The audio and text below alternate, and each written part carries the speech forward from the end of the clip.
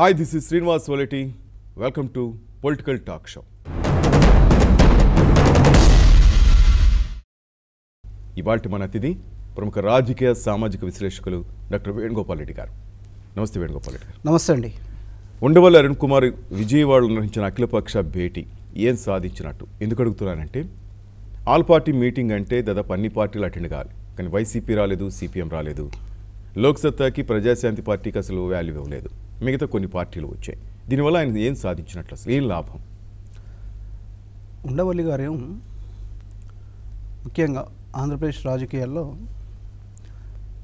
కొంత క్రెడిబిలిటీ ఉన్నటువంటి నేతగా సమైక్య ఆంధ్రప్రదేశ్గా ఉన్నప్పటి నుంచి ప్రత్యేక తెలంగాణ ఏర్పాటుకు సంబంధించినటువంటి సమయంలో జరుగుతున్నటువంటి పరిణామ క్రమంలో రాష్ట్రం విడిపోకుండా సమైక్యంగా ఉంచడానికి ఆయన వంతుగా జరిపినటువంటిది. కానీ అంతకుముందు ఆయన రాజకీయ జీవితంలో కూడా కొంత మేరకు క్రెడిబిలిటీ ఉన్నటువంటి అంశాలను లేవనెత్తు మీడియాకు ఇవ్వడమే కాకుండా ప్రజల్లో కూడా అది చర్చ జరిగేటటువంటి విధంగా కొన్ని ఇన్పుట్స్ ఇస్తూ వస్తున్నాడు. కాబట్టి అందుకోసం మనం క్రెడిబిలిటీ ఉన్నటువంటి నేతగా చెప్తున్నాం.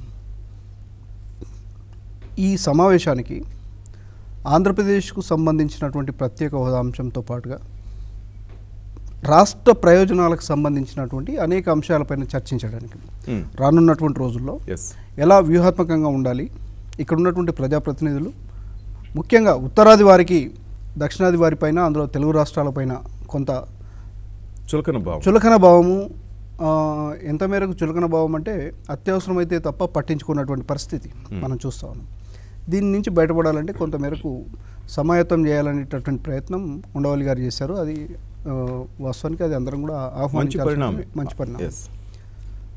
ఈ సమావేశానికి అఖిలపక్ష సమావేశం అని పెట్టినటువంటి తీరు కొంత ఇబ్బందికరంగా ఉంది. ఎందుకు చెప్తున్నామంటే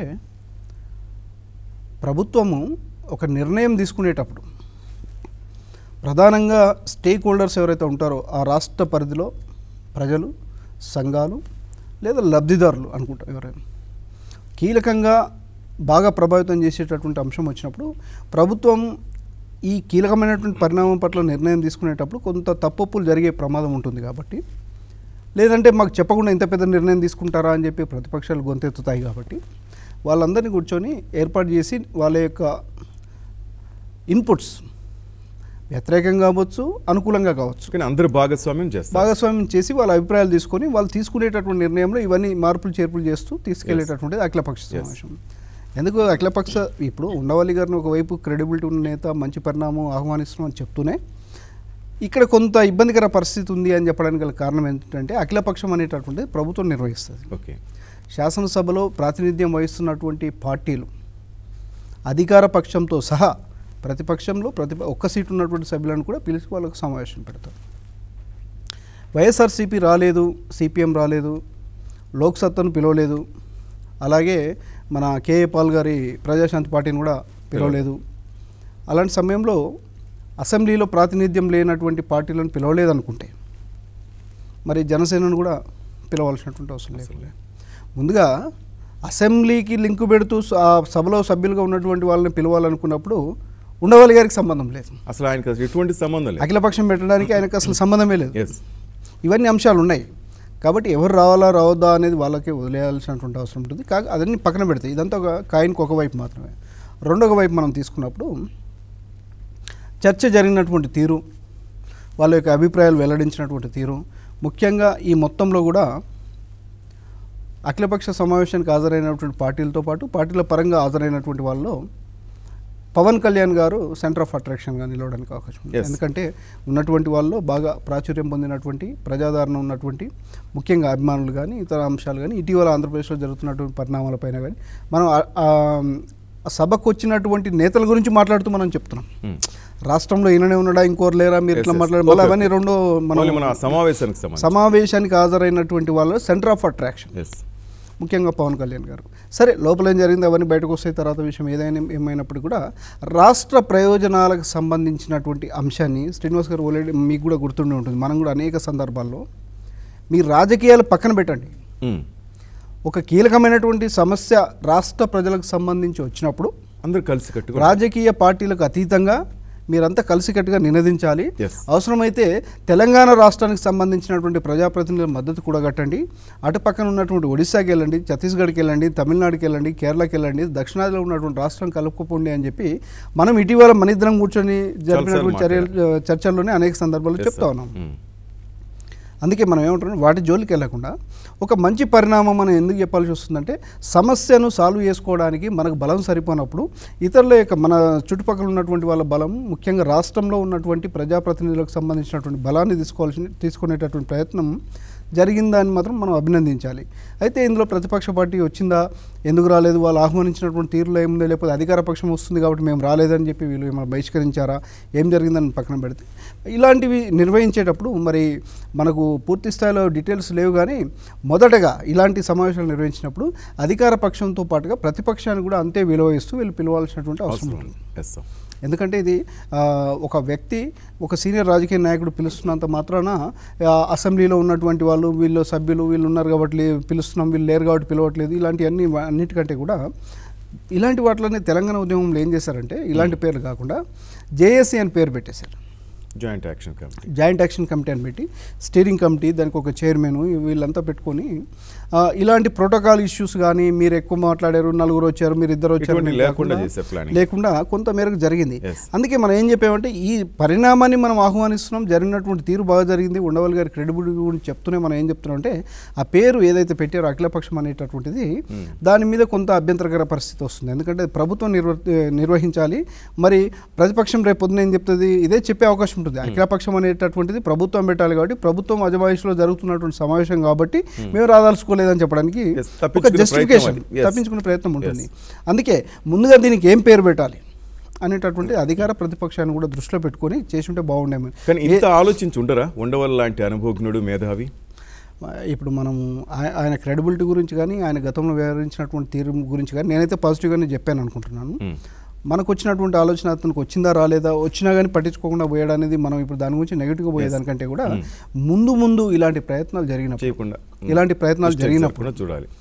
ఖచ్చితంగా ఒక ప్రజాప్రతినిధి అంశానికి సంబంధించి, ఒక పార్టీకి సంబంధించినటువంటి అధినేతల దగ్గరికి వెళ్ళి పిలుస్తున్నప్పుడు, కలుపుకొని పోతున్నప్పుడు కీలకంగా ఏముంటాయి అంటే, ఓలేటి గారు మీకు తెలియంది కాదు, వీళ్ళకి ఇలాంటి వాళ్ళకి ఏంటంటే ఈగో ఫీలింగ్స్ ఎక్కువగా ఉంటాయి. కంపల్సరీ ఉంటుంది తప్పకుండా. ఒక సమావేశం పెడదాం అనుకున్నప్పుడు ఏ డేట్ పెడితే బాగుంటుంది అనేది ఒక రకంగా ఉంటుంది. నేను పలానా డేట్ రోజు మీటింగ్ పెడుతున్నాను, నువ్వు రా అని చెప్పినప్పుడు ఒక రకంగా ఉంటుంది. గెస్ట్లుగా పిలిచినప్పుడు మనం ఏం చేస్తామంటే, ఏమయ్యా డేటు ప్లేసు టైం అన్నీ నువ్వే పెట్టుకొని నన్ను ఎందుకు పిలిచినట్టు, నా టైం అడుగుతావా, నీ టైం పెట్టుకుంటావా అని అడుగుతారు ఎవరైనా కానీ. ఇలాంటివన్నీ అందుకే మనం ఇలాంటి కీలకమైన పెట్టినప్పుడు ఏం చేస్తూ ఉంటారంటే, 2-3 ఆల్టర్నేటివ్ డేట్స్ పెట్టుకుంటారు. పలానా రోజు ఎక్కువ మంది వస్తున్నారా, పలానా రోజు తక్కువ మంది వస్తున్నారా, ఎవరికి ఎలాంటి ఇబ్బంది వస్తుంది అనేటట్టు కమ్యూనికేట్ చేయడానికి ఇవన్నీ చూసుకొని పెట్టుంటే, ఎందుకంటే తూతూ మంత్రంగా పెట్టినాం అనేది కాకుండా ముఖ్యంగా రాష్ట్ర ప్రయోజనాలకు సంబంధించినటువంటి అంశం కాబట్టి ప్రభుత్వంతో పాటు ప్రధాన ప్రతిపక్షం కూడా భాగస్వామి అయ్యేటటువంటి విధంగా నిర్వహించాలి. ఒకవేళ ఇలాంటి ఆహ్వానాలు వచ్చినప్పుడు భేషజాలకు పోకుండా ప్రతిపక్షం కూడా భాగస్వామిగా ఉంటే కనుక భేషజాలకు పోకుండా నేను ఎందుకు చెప్తున్నా అంటే, మనందరం ఎన్ని మాట్లాడినా, రాజకీయాలు ఎవరు చేసినా, మంత్రులు ఎవరున్నా, ముఖ్యమంత్రి ఎవరున్నా, ప్రధాన ప్రతిపక్ష నేతగా ఎవరున్నా, మనందరం కూడా జవాబుదారీతనంగా ఉండాల్సినటువంటి అవసరం ఉంటుంది. జవాబు ఎవరికి చెప్పాలంటే అల్టిమేట్గా ప్రజలకు చెప్పాలి. ప్రజల భాగస్వామ్యం చేసి మనం మాట్లాడాలి, ప్రజల బాగోగులు పట్టించుకోవాలి.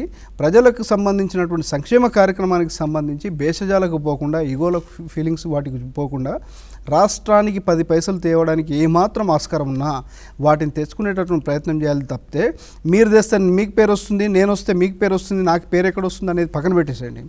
ఎవరు తెచ్చినప్పటికీ, ఎవరు పోయినప్పటికీ కలిసికట్టుగా వెళ్ళి కేంద్రం మెడల్ వంచాల్సినటువంటి పరిస్థితి ఉంది. రానున్నటువంటి రోజుల్లో ఖచ్చితంగా ఇలాంటి ప్రయత్నాలు ఇంకా జరగాలి. ఉండవల్లి లాంటి వాళ్ళు ఇలాంటివి చేస్తూనే ఉండాలి. ఏదో ఒకటి జరిగిపోయిందని చెప్పి వెనక్కి పోకుండా ఖచ్చితంగా ఇంకా కూడా పెద్ద ఎత్తున జరగాలి. అవసరమైతే ఆయా పార్టీల అధినేతలతోటి మాట్లాడి కూడా వాళ్ళు సమావేశానికి వచ్చేటటువంటి, ఈరోజు పవన్ కళ్యాణ్ గారు ఎలా అయితే వచ్చారో ఆయా పార్టీలకు సంబంధించినటువంటి అధ్యక్షులు కూడా వచ్చేటటువంటి విధంగా, అవసరమైతే ముఖ్యమంత్రి, ప్రధాన ప్రతిపక్ష నేత కూడా హాజరయ్యేటటువంటి విధంగా, అసెంబ్లీ నుంచి ఇప్పుడు వీళ్ళిద్దరూ దూరంగా ఉంటున్నటువంటి చంద్రబాబు నాయుడు గారు అసెంబ్లీలో ఉంటే వైఎస్ జగన్మోహన్ రెడ్డి గారు అసెంబ్లీలోకి వెళ్ళినటువంటి పరిస్థితి మనం చూస్తూ ఉన్నాం. ఇలాంటి వాళ్ళు ఒకే వేదికను పంచుకున్నారు అనుకోండి ఒకవేళ దానికి విలువ పెరుగుతుంది. ఇప్పుడు ఎంత క్రెడిబిలిటీ పెరుగుతుంది దానికి. ఇప్పుడు అసెంబ్లీ నుంచే వీళ్ళు మాట్లాడుకొని చర్చించిన పరిస్థితిలో ఉండవల్లి గారు ఒక వేదిక పైన అటు ముఖ్యమంత్రి, ఇటు ప్రధాన ప్రతిపక్ష నేత, అటు పవన్ కళ్యాణ్ గారు, ఇతర పార్టీలకు సంబంధించినటువంటి అధ్యక్షులు వస్తున్నారు అనుకోండి, దానికి ఖచ్చితంగా సెంటర్ కూడా దానిపైన దృష్టి పెట్టే అవకాశం ఉంటుంది. మనం ఏమంటున్నాం అంటే ఏదో జరిగిపోతుంది అనేది కాదు.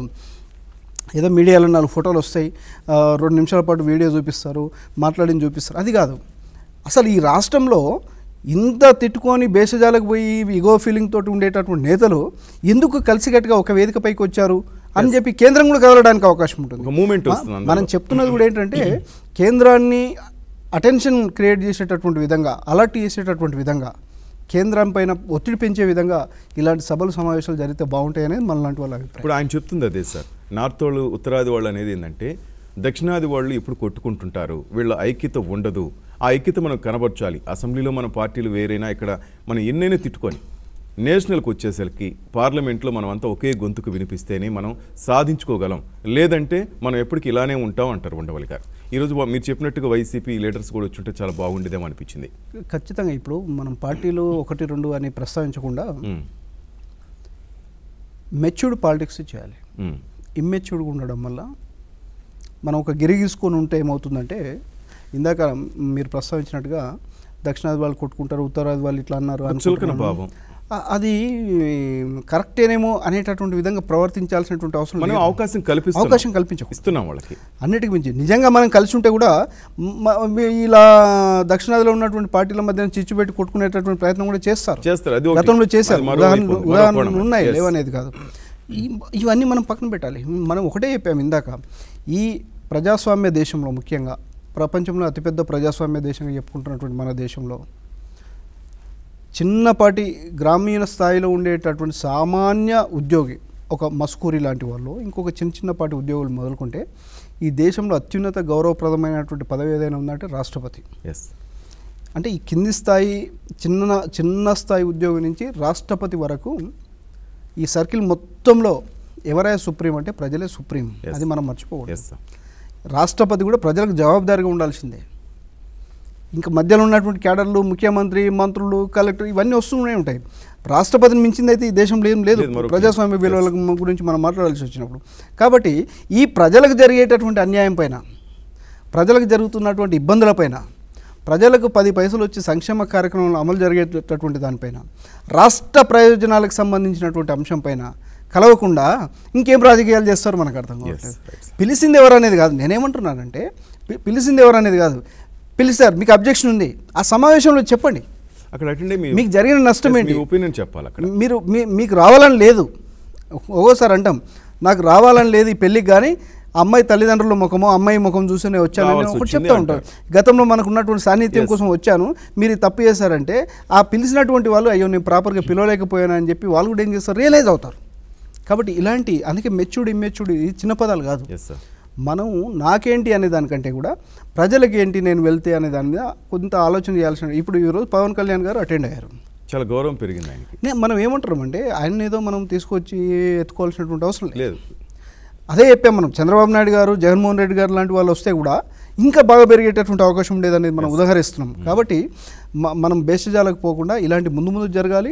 ఉండవల్లి లాంటి వాళ్ళకు సరిపోకపోతే ఇంకా కొంతమంది సీనియర్స్, క్రెడిబిలిటీ ఉన్నటువంటి లీడర్స్, వివిధ పార్టీలకు గతంలో అనుబంధంగా పనిచేసి ఇప్పుడు ఇండిపెండెంట్గా ఉంటున్నటువంటి వాళ్ళంతా కూడా కలిసి ఒక వేదికపైకి వచ్చి ఇలాంటి పెట్టాల్సినటువంటి అవసరం ఉంది. ఇప్పుడు ఎన్నికల సమయం కాబట్టి ఏదో జరుగుతుంది అనేది కాదు. ఈ ఫోరం ఎలా కంటిన్యూ అవ్వాలంటే, ఇప్పుడు అయిపోయింది, ఇంకా పార్లమెంట్ అయిపోయింది, ఇవన్నీ అయిపోయినాయి, ఇంకా పెద్దగా జరిగేదేం లేదు. రేపు పొద్దున జరిగేటటువంటి ఎన్నికల్లో గెలుపొందినటువంటి ప్రజాప్రతినిధులు కూడా ఇదే విధంగా ఏకతాటిపైకి తీసుకొచ్చి ఇష్యూస్ రాష్ట్రంలో ఉన్నప్పుడు కొట్టుకోండి, మీరు మాట్లాడుకోండి, దుమ్మెత్తి పోసుకోండి, నిలదీసుకోండి. కేంద్రం పరిస్థితికి వచ్చినప్పుడు కేంద్రం మెడలు ఉంచడానికి ఏమాత్రం అవకాశం ఉన్నా జారవిడ్చుకోవద్దు అనేది మనం చెప్తున్నటువంటి అంశం. వేణుగోపాల్ రెడ్డి గారు, ఇక జాతీయంగా చూస్తే రాహుల్ ఇచ్చిన హామీ చూడొచ్చు. పేదరిక నిర్మూలన అంటూ ఒక హామీ గుప్పించేశారు. అప్పటికే మాయావతి కూడా ఒక కామెంట్ చేశారు. ఇంతకుముందు మోడీ కూడా ఎలక్షన్స్కి ముందు నల్లధనం తెస్తాను, అందరి అకౌంట్లో వేస్తానన్నారు. అదే టైపు ఇప్పుడు రాహుల్ కూడా జిమ్మిక్ చేస్తున్నారు, ఎవరు నమ్మొద్దు అంటారు. నిజంగా దానికి దీనికి పోలిక కనిపిస్తుందా? ఈ మొత్తం ఎపిసోడ్లో ఓటర్లు లేదంటే ప్రజలు సమిధలుగా మారేటటువంటి పరిస్థితి. ఎగ్జాక్ట్ 100%. ఎందుకంటే గొంతులు మారాయి, ఉమ్. మనుషులు మారారు, హామీలు కొంచెం అటు ఇటు, కొంచెం అటు ఇటుగా అంతే. అది కానీ ఇప్పుడు మనం టార్గెట్ మాత్రం ప్రజలే, పేదలు. టార్గెట్ ప్రజలు, పేదలతో పాటుగా టార్గెట్ ఎన్నికలు ఎన్నికలు అనేది మనకు కనిపిస్తూ ఉంది. టార్గెట్ ఇప్పుడు వాళ్ళ టార్గెట్ ఎన్నికలు, ఎన్నికల ద్వారా ప్రజల్ని మళ్ళీ సేమ్ చేయడము. ఎవరికి వీలైనంత వరకు వాళ్ళు సరే. ఈరోజు రాహుల్ గాంధీ గారు చెప్పారు కాబట్టి ఏదో మోసం చేయడానికి చేసే ప్రకటన అని నేను చెప్పలేను, కానీ చెప్పదలుచుకుంది ఏంటంటే అమలుకు సాధ్యమయ్యేటటువంటి హామీలను మాత్రమే ఇవ్వండి అయ్యా బాబు అని చెప్తున్నాం.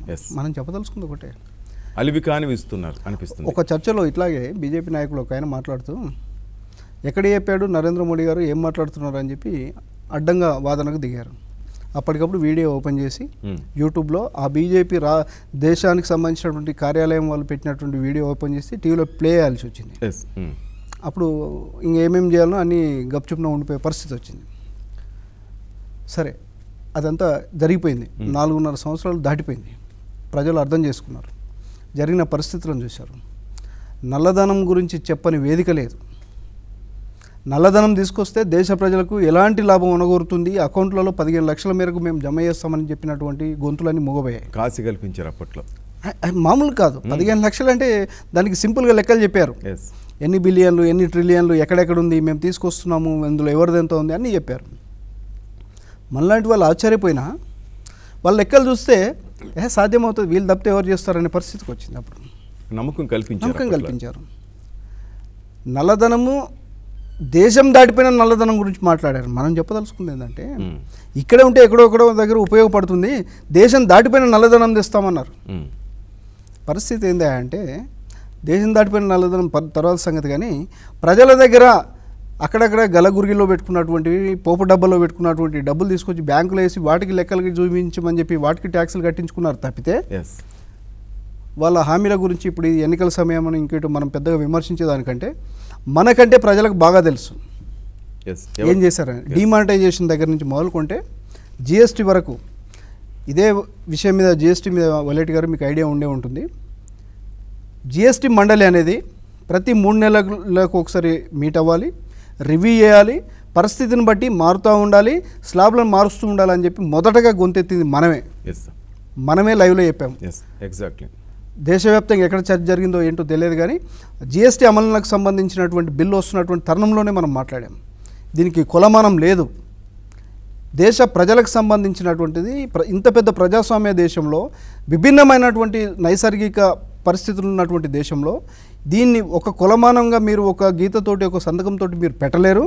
ఎప్పటికప్పుడు రివ్యూ చేయాలి, ప్రజలను నడ్డి విరిచేటటువంటి విధంగా ఉండొద్దని మనం ఏదైతే చెప్తూ వచ్చామో అది ఈరోజు కొంతమేరకు సమీక్షిస్తున్నారు. మనం సంతోషపడాలి. మీరు అడిగినట్టుగా రాహుల్ గాంధీ గారు చెప్పారు అని చెప్తున్నారు. అయ్యా, మీరు అధికారంలో ఉన్నారు, అంతకుముందు చేయలేకపోయారు.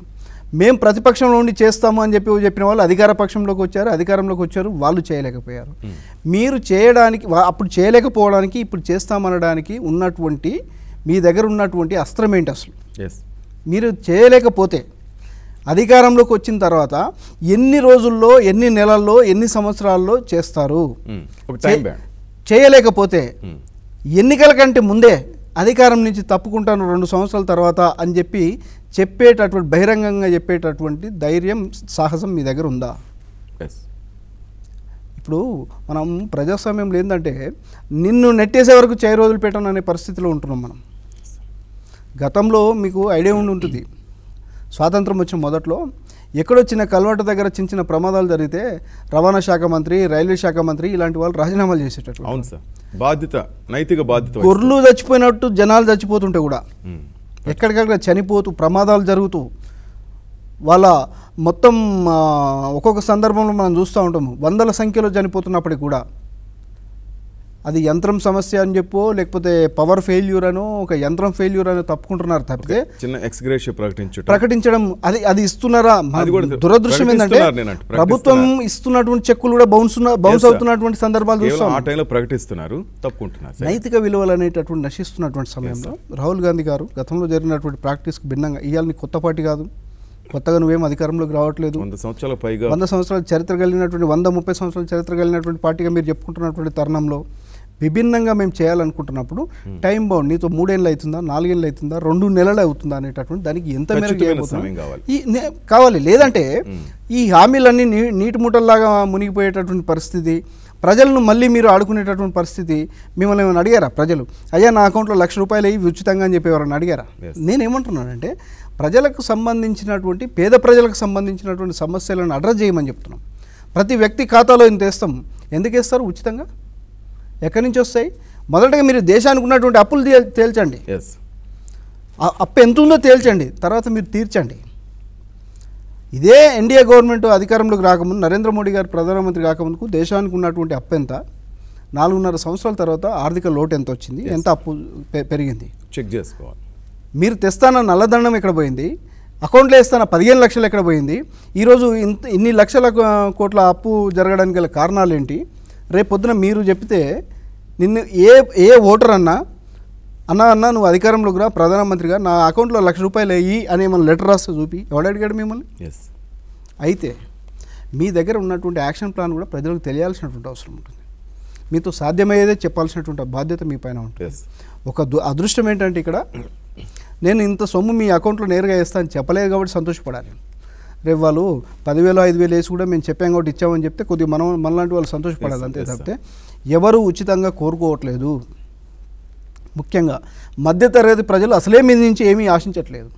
వాళ్ళు ఆశిస్తున్నదల్లా నేను నా పిల్లలు కష్టపడి సంపాదించిన దాన్ని మమ్మల్ని తిననీయండి, మీరు దోచుకోవద్దు అని కోరుకుంటున్నారు. అరే జిఎస్టీ గురించి ఇంత మాట్లాడుతూ ఉన్నాము, పెట్రోల్ ఎందుకు జిఎస్టీలో పరిధిలోకి తేలేదంటే ఈ రోజు వరకు ఆన్సర్ లేదు. No response from there. Petrol డీజిల్ను మీరు క్రూడ్ ఆయిల్ను జిఎస్టీ పరిధిలోకి తీసుకొస్తే 50% రేటు తగ్గిపోయే అవకాశం ఉంటుంది. దాని గురించి మాట్లాడలేదు. సామాన్య ప్రజలు ఏం కోరుకుంటారు? ఈ విమాన రేట్లు తగ్గిమని కోరుకోడు, నిత్యావసర ధరలు తగ్గి, బంగారం రేట్లు తగ్గిమని కోరుకోడు, నిత్యావసర ధరలు తగ్గించమంటాడు. లేదంటే క్రూడ్ ఆయిల్కి సంబంధించి పెట్రోల్ డీజిల్ లాంటివి తగ్గిస్తే ఆటోమేటిక్గా రవాణా ఖర్చులు తగ్గిపోయి వీటి ధరలు కూడా అదుపులోకి వస్తాయి. వాహనాలు వినియోగించేటటువంటి వాళ్ళు ఎవరైతే మధ్యతరగతి ఉద్యోగులు కానీ మధ్యతరగతి ప్రజలు కానీ పేద ప్రజలు ఉన్నారో వాళ్ళకి ఆటోమేటిక్గా వాళ్ళ యొక్క ఇన్కమ్ పెరగడం కంటే కూడా ఖర్చు తగ్గుతుంది. ఓకే, ఈ విధమైనటువంటి ఈక్వేషన్స్తో వెళ్ళాలి. కానీ మీ అకౌంట్లో 5 లక్షలు వేస్తా, 10 లక్షలు వేస్తా, 15 లక్షలు వేస్తా, మీరు నెత్తిపైన పెట్టినటువంటి బండదాలు ఇప్పటివరకు ప్రజలపైన ఏ ప్రభుత్వానికైనా దమ్ముందా? ఈ దేశంలో ₹1 అప్పు లేకుండా, దేశానికి ₹1 భారం లేకుండా అప్పు తీర్చిన తర్వాతనే నేను మళ్ళీ ఎన్నికలకు పోతాను చెప్పేటటువంటి దమ్ము ధైర్యం ఉందా? ప్రజలను నాకు ఉచితంగా ఇవ్వమని కోరుకోవట్లా. ప్రజలు కోరుకుంటున్న ఒకటే, ఈ దేశ పౌరుడిగా నేను గర్వించాలి, నాకు మంచి పాలకులు ఉన్నారు, ఈ వీళ్ళని రోల్ మోడల్స్గా తీసుకొని. ఇప్పుడు దుర్మార్గమైనటువంటి చర్య ఏంటంటే ప్రతి వాళ్ళ మనం తిడుతూ ఉంటాం. వీళ్ళందరిని చూసిన తర్వాత బాగా చదువుకున్న వాళ్ళు కూడా రాజకీయాల్లోకి రావాలంటే కొద్దిగా ఇబ్బంది పడుతున్నటువంటి పరిస్థితి వస్తుంది. ఆదర్శవంతమైనటువంటి రాజకీయాలు లేకుండా పోయినాయి. రోల్ మోడల్స్ ఎవరయ్యా అంటే ఈరోజు ఉన్నటువంటి పరిస్థితిలో చెప్పుకోవడానికి అవకాశం లేకుండా పోయింది, ఒకరి పేరు చెప్పుకోవడానికి అవకాశం లేకుండా పోయింది. మీరు అలా మారండి అని చెప్తున్నాం మనం. ఇప్పుడు ట్రెడిషనల్ రాజకీయాలు పక్కన పెట్టండి, కుటుంబ పాలన అంటామా లేకపోతే వ్యక్తి పూజ అంటామా, ఇవన్నీ పక్కన పెట్టేసేయండి.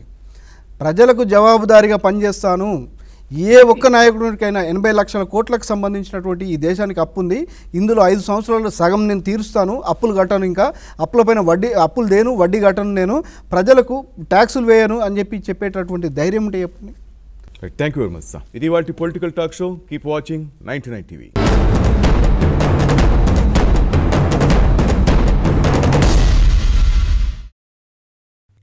For more updates, please subscribe 99 TV Telugu.